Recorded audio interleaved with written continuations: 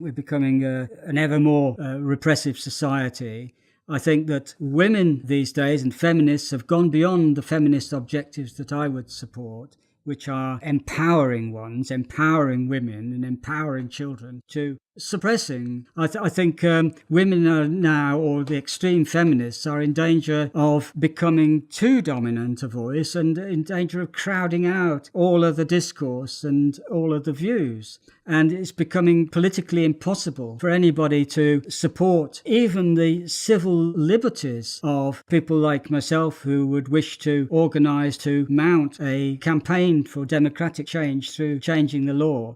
The NCCL, for instance, or Liberty as it now is, has been criticised for even having anything to do with Pi, although as a civil liberties organisation, I'd have thought it's precisely the point that you support organisations who may not be very popular. If you're only going to support popular views, then how are you supporting free speech, which is one of the main aims, or supposedly, of organisations which is Liberty, which have now abandoned any pretence to being a civil liberties organisation, it seems to me.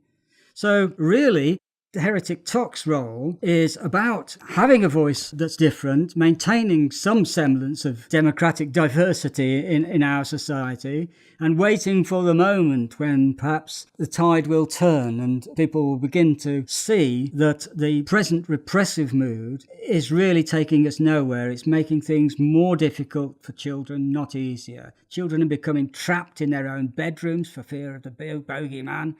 Children's freedom has been lost to a very great extent, and it's doing damage to the relationships between adults and children across the board, not just for paedophiles.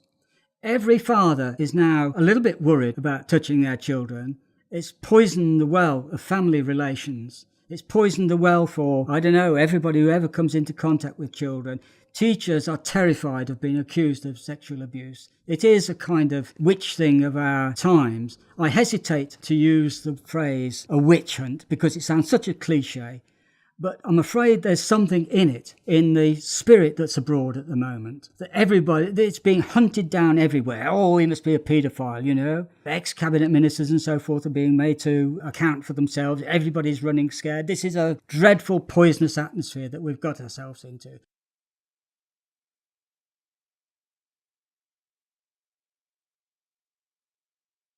Well, now we come on to the so-called virtuous pedophiles. There is a group called the virtuous pedophiles, and I can see why they do what they do, because they want to explain something quite legitimate in itself, which is the true point that there are many people who are attracted to children, whether they're pedophiles or hebephiles, which is more attracted to adolescents.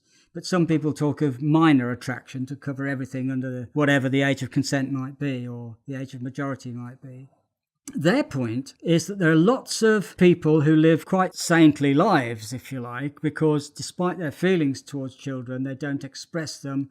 Not only do they not express them, but they do not ask for the law to be changed. They feel it's wrong, morally wrong, to have sex with children in any way, shape or form. And so they believe in celibacy and believe that they should just do their best to, see a psychiatrist or whatever, get some kind of help as they would see it. And they think that for whatever reason, the sexuality that is natural to them needs to be stamped out or suppressed. And so they see themselves as good paedophiles. That's why they call themselves virtuous.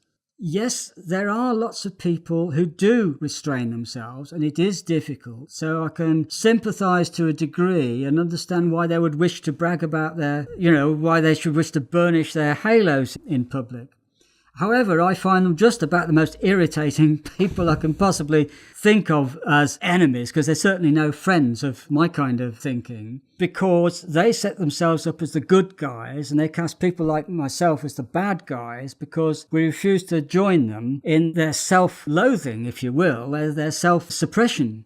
And I think that with their idea of virtue are merely trying to ingratiate themselves to the wider society, while also colluding with the oppressive atmosphere, which is not good for children. It's certainly not good for children, for instance, who do have sexual contact with each other, Because I don't know whether you know, but it was recently mentioned on the national publicity, there are now 1/3 of the sex offenders who are on the sex offender register are under 18 themselves.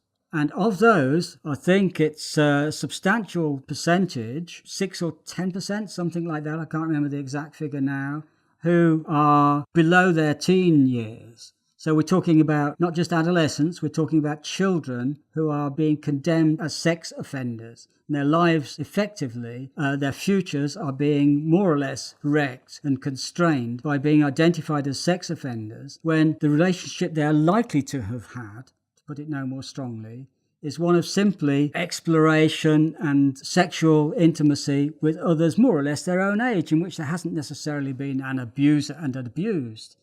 That is to sort of mischaracterize the relationship.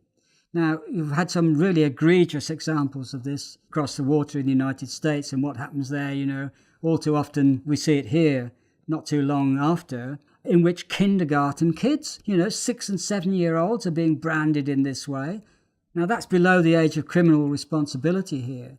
But we could have and do have 10-year-olds who are being put on the register, 10, 11, 12-year-olds.